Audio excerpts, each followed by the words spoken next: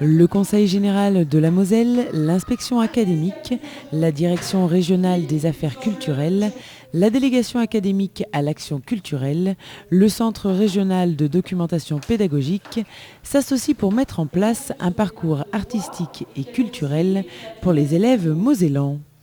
Ce parcours a pour but de sensibiliser l'ensemble des élèves du CE2 à la classe de 3e à l'art et à la culture en garantissant tout au long de leur scolarité des rencontres. Pour cela, plusieurs écoles primaires de Romba ont décidé d'amener la culture et plus particulièrement l'art en classe en proposant une rencontre avec un peintre. Pour mener à bien ce projet, plusieurs étapes sont nécessaires. Pour cela, nous avons rencontré Pascale Régère, enseignante au Petit Moulin, qui nous expose ce projet. On garde les tableaux pendant 2 semaines dans la classe. Donc, dans notre école, on est 2 classes à participer à ce projet, donc on aura 3 œuvres chacune. Les élèves vont travailler durant les 2 semaines, on va faire de l'observation, de l'analyse, on va écrire des textes, on va essayer d'entrer vraiment dans l'univers du peintre, voir un petit peu les ressemblances avec d'autres artistes, d'autres cultures. Et puis à l'issue de ces 15 jours, le peintre vient nous rencontrer. Donc il viendra dans l'école, il passera un certain temps avec les enfants, il répondra à leurs questions. On aura préparé un petit questionnaire, une entrevue avec lui et il présentera son travail. Chacune des 6 classes va donc rencontrer un des 3 peintres participant à l'événement et pouvoir découvrir avec lui son travail, ses réalisations, son inspiration et son univers artistique. Ces 3 artistes sont Pierre Coppe de Roseriol, Jacqueline Grasset d'Agondange et Mathieu Bochat qui est messin.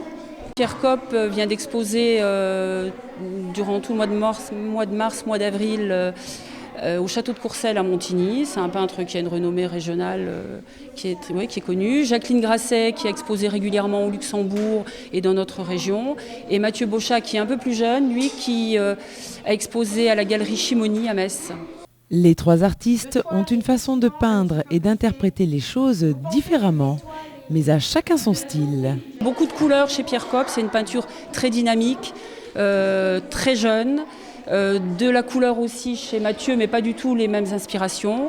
Et Jacqueline, c'est peut-être un peu plus sobre, beaucoup de portraits chez elle. Moi, je connais surtout les portraits qu'elle fait, oui. C'est des couleurs beaucoup plus douces, plus nuancées, et elle a des brillances particulières dans ses tableaux. Un projet intéressant et ludique pour les enfants qui leur permet d'avoir une approche dynamique et concrète de l'art.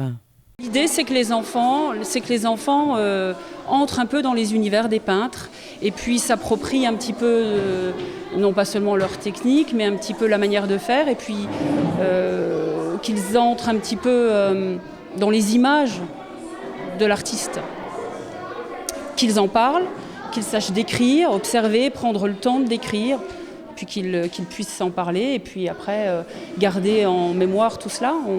On essaie de garder des traces de tout ce qu'on fait, donc on écrit des textes, on prend des photos et dans notre école on met tout ça sur une clé USB, donc ça permet aussi aux élèves de ramener à la maison un petit peu les traces de leur travail. Cet événement se clôturera le 12 juin avec la rencontre d'une autre artiste et le vernissage d'une exposition. Il y a un événement qui est ouvert à tous, qui va se passer à l'espace culturel. Il s'agit d'une conférence avec Béatrice Fontanelle, qui est écrivain, qui est iconographe, qui écrit des livres d'art pour enfants, qui viendra de Paris nous présenter son travail d'iconographe. Donc elle va nous faire partager un petit peu son univers, le monde des images.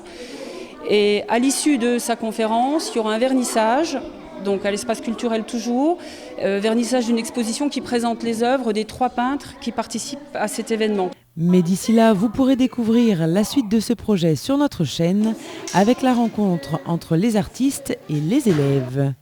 Rendez-vous donc dans quelques jours.